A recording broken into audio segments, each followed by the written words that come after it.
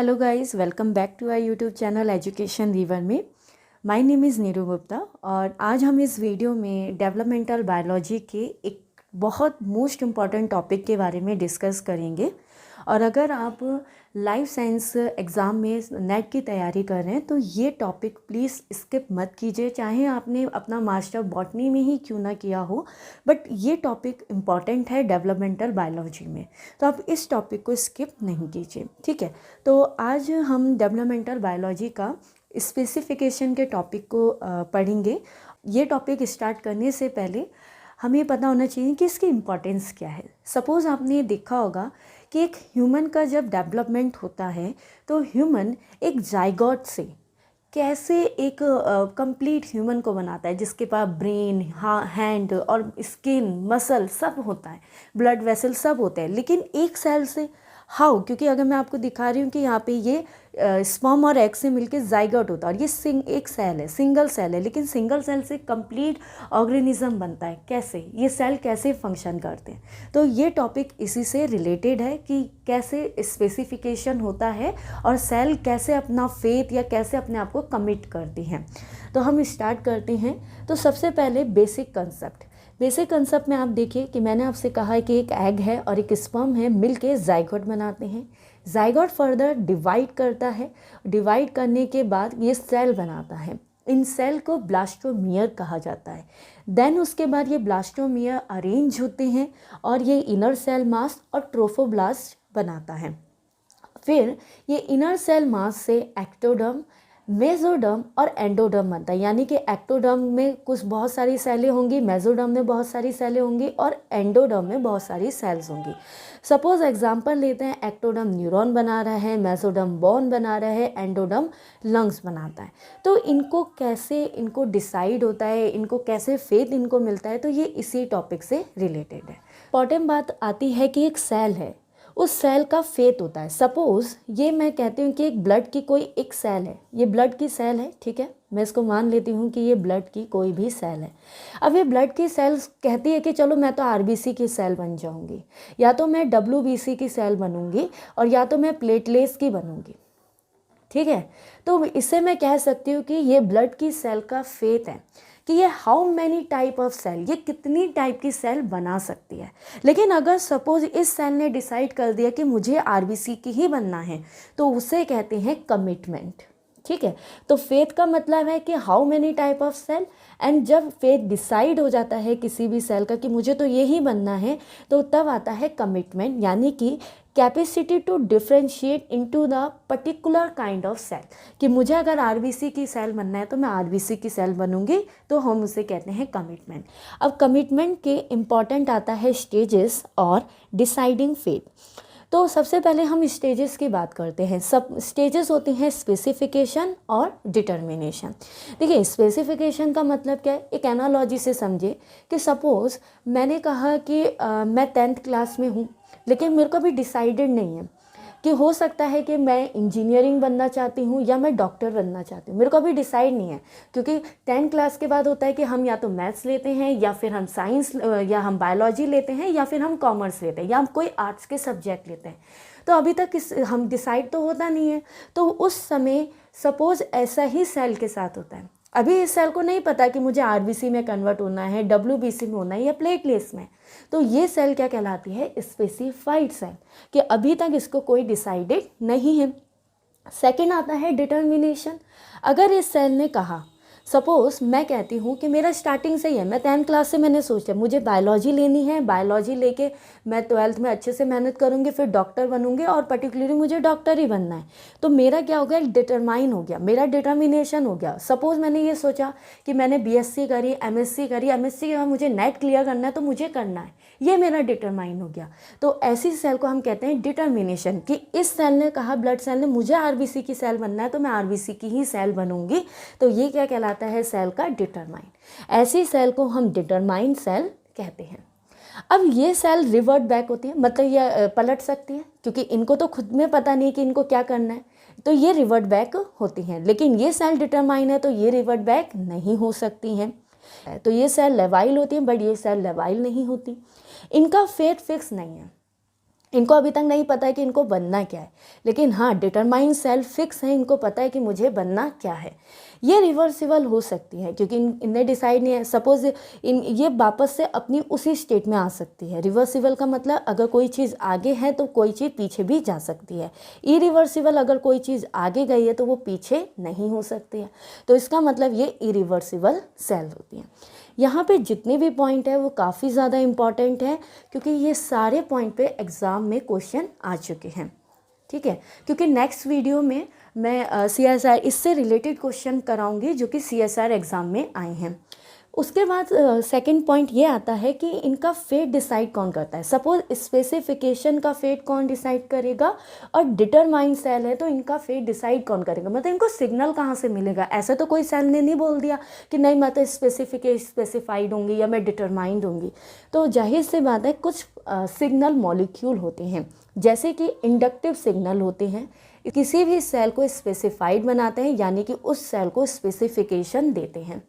लेकिन अगर एक सेल डिटरमाइंड है तो उसका डिटरमाइंड डिसाइड करता है साइटोप्लाज्मिक डिटर्मिनेंट। साइटोप्लाज्मिक डिटर्मिनेंट का मतलब ये है, सपोज मैंने आपसे कहा था जाइगोट है, जाइगोट के साइटोप्लाज्म में मदर के ही कुछ mRNA और कुछ प्रोटीन होते हैं और ये जो होते हैं ये ट्रांसफ़र होके आगे ब्लास्टोमियर में जाते हैं और जब ये जिन ब्लास्टोमियर में ये पहुंचते हैं तो वो सेल क्या हो जाती हैं, डिटरमाइन सेल हो जाती हैं। और इस तरह के हम इसको क्या बोलते हैं, डिटर्मिनेशन कहते हैं, ठीक है। तो इसको हम क्या बोलते हैं, डिटर्मिनेशन कहते हैं। तो साइटोप्लाज्मिक डिटर्मिनेंट जो कि mRNA और प्रोटीन है वो किसी भी सेल को कमिट कराते हैं यानी कि उसको डिटरमाइन कराते हैं। आई होप आपको ये ओके दोस्तों, कंडीशन स्पेसिफिकेशन को समझने के लिए हम सबसे पहले इस एक्सपेरिमेंट को समझते हैं। इस एक्सपेरिमेंट में दो एम्ब्रॉय हैं, एम्ब्रॉय 1 एंड एम्ब्रॉय 2। इस एम्ब्रॉय में हमने कुछ मतलब सेल हैं, ये सेल स्किन बनाएंगे और इसमें जो सेल हैं वो बैली बनाएंगे। कुछ सेल को यहाँ इस वाले एम्ब्रॉय 1 से निकाल कर एम्ब्रॉय 2 में डाल दिया और जब एम्ब्रॉय 2 में डाला तो कुछ ऑब्जर्वेशन मिले। क्या ऑब्जर्वेशन था? पहला ऑब्जर्वेशन इस एम्ब्रॉय में देखते हैं, एम्ब्रॉय 1 में जहाँ से ये स्किन वाली सेल को निकाला गया था वहाँ पे स्किन बन गई, मतलब एम्ब्रॉय बिल्कुल नॉर्मल था, जहाँ स्किन बननी थी वहाँ स्किन बनी।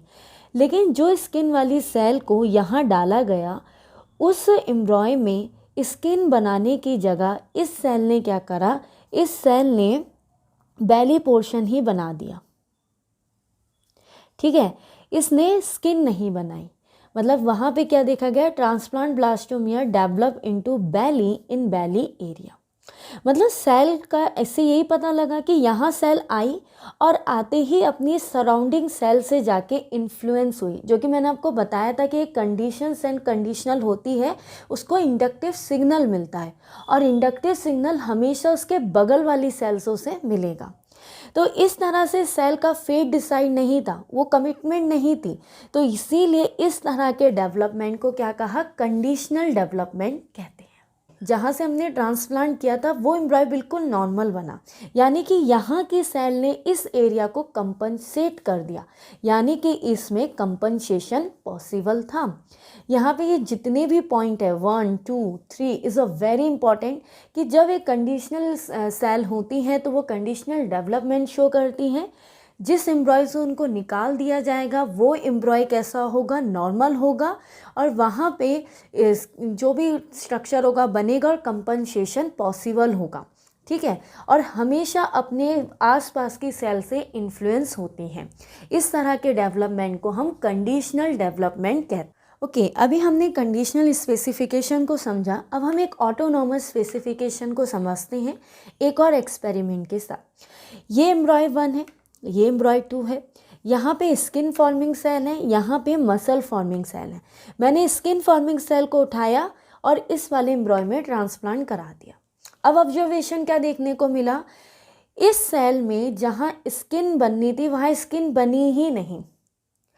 इस सेल में जहाँ पे इसके जो यहाँ पे स्किन बननी थी वो स्किन ही बनी, बल्कि यहाँ पे हो सकता था जैसा अभी हमने कंडीशन में देखा कि मसल बनती, लेकिन नहीं, यहाँ पे मसल नहीं बनी। यहाँ पे अगर इस ब्लास्टोमियर को स्किन बनानी थी तो इसने इधर स्किन ही बनाई। ये और इसके अगल बगल की सेल से इन्फ्लुएंस नहीं हुआ। इसका मतलब इन सेल के पास पहले से ही कुछ ऐसा मौजूद था जो अभी मैंने कुछ देर पहले बताया था, साइटोप्लाज्मिक डिटर्मिनेंट। उसी की वजह से ये क्या थी, काफ़ी ज़्यादा डिटरमाइन हो गई, और ये अपने फेट को लेके इतना डिटरमाइन थी कि इनको जो बनाना था इन्हें वही बनाया। तो इस तरह के डेवलपमेंट को हम ऑटोनॉमस डेवलपमेंट कहते हैं। ठीक है, और ऑटोनॉमस डेवलपमेंट तो हुआ, लेकिन जो एम्ब्रॉय जहाँ से हमने ट्रांसप्लांट किया था वो एम्ब्रॉय में तो स्किन नहीं बनी, यानी कि वो एम्ब्रॉय अब नॉर्मल एम्ब्रॉय था, यानी यहाँ पे किसी भी सेल ने कंपनसेशन नहीं करा। तो यहाँ पे सेल में क्या हुआ, नो कंपनसेशन देखा गया। लेकिन ये जो दोनों एक्सपेरिमेंट थे ये एक लेट स्टेज में देखे गए। जब एक एम्ब्रॉय लेट स्टेज में पहुंच जाता है ये तब देखा गया, और जो मैंने अभी कंडीशनल के लिए बताया था वो वाला एक्सपेरिमेंट अर्ली स्टेज का था। तो इस तरह अब इसमें भी 3 बातें बड़ी इंपॉर्टेंट है। जब एक ऑटोनॉमस डेवलपमेंट होता है, जहाँ से आप ट्रांसप्लांट करोगे वो एम्ब्रॉय अब नॉर्मल होगा, वो रीज़न नहीं बनेगा जहाँ से आपने उस सेल को निकाल दिया है, और जिधर आप डालोगे उसको सराउंडिंग सेल से कोई मतलब नहीं होगा, वो अपने आप ही क्या होगा, डिटरमाइन होगा, क्योंकि उसके पास साइटोप्लाज्मिक डिटर्मिनेंट होंगे। ठीक है, साइटोप्लाज्मिक डिटर्मिनेंट mRNA प्रोटीन होंगे जो उसको उसके फेट को डिसाइड कर रखा है। तो इस तरह के डेवलपमेंट को हम ऑटोनॉमस डेवलपमेंट कहते हैं, और सेल हमारी क्या होंगी, डिटरमाइन सेल होंगे। कुछ और भी केसेस हैं जो कि CSIR में पूछे गए हैं, तो मैंने इनको एग्जाम्पल बेसिस पे ही समझाने की कोशिश की है। सपोज़ एक सेल X थी और एक Y थी। ये X वाली सेल स्किन बना रही थी, Y वाली सेल मसल बना रही थी। ठीक है, अलग अलग, ये अलग अलग काम चल रहा है। ठीक है, मैंने क्या करा, इन दोनों को कांटेक्ट में कर दिया। जैसे इन दोनों को कांटेक्ट में करा तो अब क्या देखने को मिलता है कि जो सेल स्किन बना रही थी, यानी कि X सेल Y सेल के कांटेक्ट में आके Y सेल जैसा बन गई। यानी कि अब ये जो दोनों सेल थी, अब ये दोनों सेल क्या कर रही थी, मसल बनाने लगी। यानी कि इस सेल को इस सेल का इन्फ्लुएंस मिल गया, तो मतलब इंडक्टिव सिग्नल मिल गया। तो इस तरह के स्पेसिफिकेशन को हम कंडीशनल स्पेसिफिकेशन कहते हैं। यानी कि कंडीशनल स्पेसिफिकेशन में जो सेल होती हैं अपने आसपास की सेल से इन्फ्लुएंस होती हैं, एक टाइप का हम ये कह सकते हैं। ठीक है, एक केस और है, ये ड्रोसोफिला में देखा गया था उसके एम्ब्रॉय में। तो यहाँ पे मैंने लिया, इस पर काफ़ी ज़्यादा क्वेश्चन पूछे जाते हैं, तो आप सुनिए। सेम ये जस्ट रिवर्स जैसा कुछ एक्सपेरिमेंट है। यहाँ पे ड्रोसोफिला के 2 ब्लास्टोमियर्स हैं, यानी कि 2 सेल हैं, AB नाम दे दिया है और P1 नाम दे दिया गया है। ठीक है, आप सपोज ये समझिए ये दोनों सेल ही हैं, ये ब्लास्टोमियर है, यानी कि मैं इनको सेल कह देती हूँ।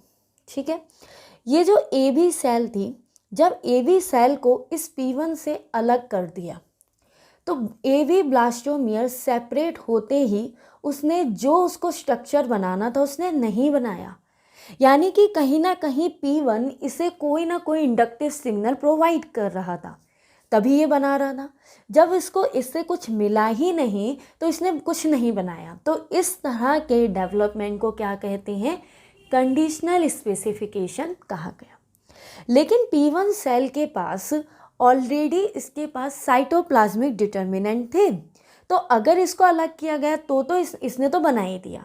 तो इसका मतलब ये एक ऑटोनॉमस स्पेसिफिकेशन हुआ, क्योंकि ये सेल ऑलरेडी डिटरमाइन थी, इसको अलग भी कर दिया गया तब भी इसने वो चीज़ बना दी। सो आई होप आपको ये चारों केस काफ़ी ज़्यादा समझ में आए होंगे, और इन्हीं चारों क्वेश्चन पे क्वेश्चन भी बनाए गए हैं CSIR में, जो कि मैं नेक्स्ट वीडियो में बताऊंगी। ठीक है, अब इतना पढ़ने के बाद अब हम इस कंसेप्ट को और अच्छे से समझ सकते हैं। यहाँ मैंने जितने भी पॉइंट हैं सच में बहुत ज़्यादा इम्पॉर्टेंट है, तो अब आप इतना समझ गए होंगे अभी जितना हमने केस समझे। कंडीशनल स्पेसिफिकेशन इन्वायरमेंट पे डिपेंड करता है, मतलब उसके आसपास जो सेल हैं उन पे वो डिपेंड करेगा। लेकिन ऑटोनॉमस सेल्फ कैपेबल होता है, उसको फ़र्क नहीं पड़ता है उसके आसपास कौन सी सेल प्रेजेंट है। कंडीशनल स्पेसिफिकेशन में प्रोस्पेक्टिव पोटेंसी उसके प्रोस्पेक्टिव फेथ से ज़्यादा होती है। पोटेंसी मतलब अगर फेथ, देखो फेथ उसका ये है कि उसको आरबीसी बनना है, लेकिन अगर उसको सराउंडिंग में सेल ऐसी मिल गई जो डब्ल्यूबीसी बनने वाली है या कोई और बनने वाली है, तो उसकी पोटेंसी तो ज़्यादा हो गई है ना, क्योंकि उसका सराउंडिंग पे डिपेंड हो रहा है। तो इसीलिए इसकी पोटेंसी इसके प्रोस्पेक्टिव फेथ से क्या होगी, ज़्यादा होगी।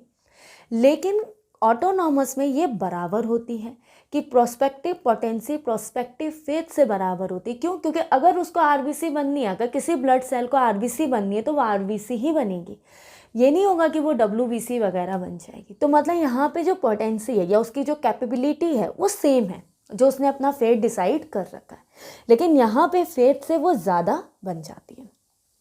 ये एक रेगुलेटिव डेवलपमेंट है। रेगुलेटिव मतलब कोई बाहर से उसको रेगुलेट कर रहा है। मैंने अभी आपको बताया कि अगर एक सेल एक्स है और दूसरी वाई है, और एक्स का काम है कि मुझे तो मसल बनाना है और वाई का काम है मुझे स्किन बनाना है, तो हो सकता है कि ये स्किन वाली सेल इस एक्स को रेगुलेट कर दे कि मैं अगर स्किन बना रही हूँ तो तू भी स्किन बना दे। तो इसे हम रेगुलेटिव डेवलपमेंट कहते हैं। इसमें मोज़ाइक डेवलपमेंट देखा जाता है कि अगर मैं स्किन बनाऊंगी तो मैं स्किन बनाऊंगी और अदर नहीं बनाऊंगी। यहाँ पे इंडक्टिव सिग्नल आते हैं या मॉर्फोजन, इस पे भी मैं एक क्लास लूँगी। तो अभी आप समझ लीजिए कि यहाँ पे कुछ मॉलिक्यूल रिलीज होते हैं जिनको हम इंडक्टिव सिग्नल कहते हैं। ये वाई सेल है, ये कुछ ना कुछ रिलीज़ कर रही है ताकि ये सेल कंडीशनल स्पेसिफाइड हो। और यहाँ पे साइटोप्लाज्मिक डिटर्मिनेंट होते हैं। इन सेल को हम स्पेसिफाइड सेल कहते हैं और इनको डिटरमाइन सेल कहते हैं। ये ऑल वर्टिब्रेट सम इनवर्टिब्रेट में दिखता है और ये ऑल इनवर्टिब्रेट और सम वर्टिब्रेट में देखा जाता है। ठीक है, यहाँ पे अगर हम सेल को रिमूव कर दें, जो मैंने अभी आपको बताया किसी पर्टिकुलर एम्ब्रॉय से, तो एम्ब्रॉय नॉर्मल होता है, मतलब कंपनसेशन होता है। यहाँ पे सेल को रिमूव कर दिया जाए तो एम्ब्रॉय अबनॉर्मल होता है, कंपनसेशन नहीं होता। यहाँ पे मॉर्फोजन ग्रेडियंट का इन्वॉल्वमेंट देखा जाता है और ये कंडीशन पे डिपेंड करता है, लेकिन ये खुद ही बनता है।